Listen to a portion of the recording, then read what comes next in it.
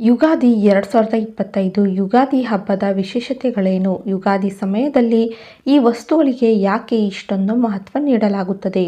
ಯುಗಾದಿ ಹಬ್ಬಕ್ಕೆ ಇನ್ನೇನು ಕೆಲವೇ ದಿನಗಳು ಬಾಕಿ ಇದೆ. ಈಗಾಗಲೇ ಉದ್ಯೋಗಿಗಳು ಊರಿಗೆ ಹಬ್ಬಕ್ಕೆ ಹೋಗಲು ತಯಾರಿ ಮಾಡಿಕೊಳ್ಳುತ್ತಿದ್ದಾರೆ. ಊರಿನಲ್ಲಿ ಜನರು ಸಹ ಹಬ್ಬಕ್ಕೆ ಎಲ್ಲ ತಯಾರಿ ಮಾಡಿಕೊಳ್ಳುತ್ತಿದ್ದಾರೆ. ಈ ನಡುವೆ ಹಬ್ಬದ ಬಗ್ಗೆ ಕೆಲವು ಇಂಟ್ರೆಸ್ಟಿಂಗ್ ಮಾಹಿತಿ ತಿಳಿದುಕೊಳ್ಳುವುದು ಉತ್ತಮ. ಯುಗಾದಿ ಹಬ್ಬ 2025 ಯುಗಾದಿ ಹಿಂದೂ ಧರ್ಮದ ಪ್ರಮುಖ ಹಬ್ಬಗಳಲ್ಲಿ ಒಂದಾಗಿದೆ. ಪ್ರತಿ ವರ್ಷ ಚೈತ್ರ ಮಾಸದ ಶುಕ್ಲ ಪಕ್ಷದ ಪಾಡ್ಯಮಿ ತಿಥಿಯಂದು ಹೊಸ ವರ್ಷ ಪ್ರಾರಂಭವಾಗುತ್ತದೆ. ಈ ವರ್ಷ ಹಬ್ಬವನ್ನು ಮಾರ್ಚ್ 30ರ ಭಾನುವಾರದಂದು ಆಚರಿಸಲಾಗುತ್ತದೆ. ಯುಗಾದಿ ಹಬ್ಬವು ಸಂತೋಷ, ಭರವಸೆ ಮತ್ತು ಹೊಸ ಆರಂಭದ ಭಾಗವಾಗಿದ್ದು, ಇದನ್ನು ವಿವಿಧ ಆಚರಣೆಗಳು ಮತ್ತು ಸಂಪ್ರದಾಯಗಳೊಂದಿಗೆ ಆಚರಿಸಲಾಗುತ್ತದೆ. ಶಾಸನಗಳಲ್ಲಿ ಉಲ್ಲೇಖಿಸಲಾದ ಯುಗಾದಿ ಶತಮಾನಗಳಿಂದ ನಾವು ಯುಗಾದಿ ಹಬ್ಬವನ್ನು ಆಚರಿಸುತ್ತೇವೆ.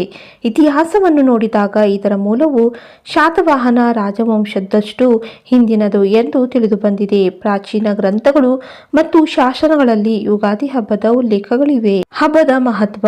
ಯುಗಾದಿ ಕೇವಲ ಹಬ್ಬವಲ್ಲ. ಶಾಸ್ತ್ರಗಳ ಪ್ರಕಾರ ಉಗ ಎಂದರೆ ನಕ್ಷತ್ರಗಳ ಚಲನೆ ಅಥವಾ ಜನನ ಮತ್ತು ಆಯುಷ್ಯ ಎಂಬ ಅರ್ಥವನ್ನು ಹೊಂದಿದೆ.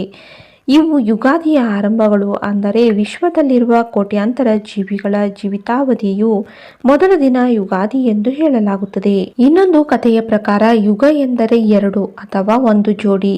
ಉತ್ತರಾಯಣ ಮತ್ತು ದಕ್ಷಿಣಾಯನ ನಡುವಿನ ಸಂಯೋಗವೇ ಸಂಯುತ ಯುಗ ವರ್ಷ ಎಂದು ವಿದ್ವಾಂಸರು ಹೇಳುತ್ತಾರೆ. ಈ ಯುಗದ ಆರಂಭವು ಯುಗಾದಿಯಾಗಿದೆ.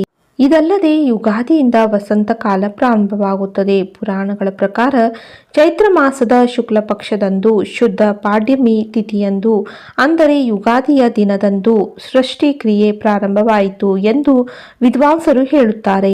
ಯುಗಾದಿ ಅಂದರೆ ವಿಷ್ಣುವಿನ ಆನಂದ ಎಂಬ ಹಬ್ಬವು ವಿಷ್ಣು ಮೀನಿನ ರೂಪದಲ್ಲಿ ವೇದಗಳನ್ನು ಕದ್ದ ಸೋಮಕುವನ್ನು ಕೊಂದು ಬ್ರಹ್ಮ ದೇವರಿಗೆ ವೇದಗಳನ್ನು ಹಸ್ತಾಂತರಿಸಿದ ಸಮಯ ಎಂದು ಹೇಳಲಾಗುತ್ತದೆ.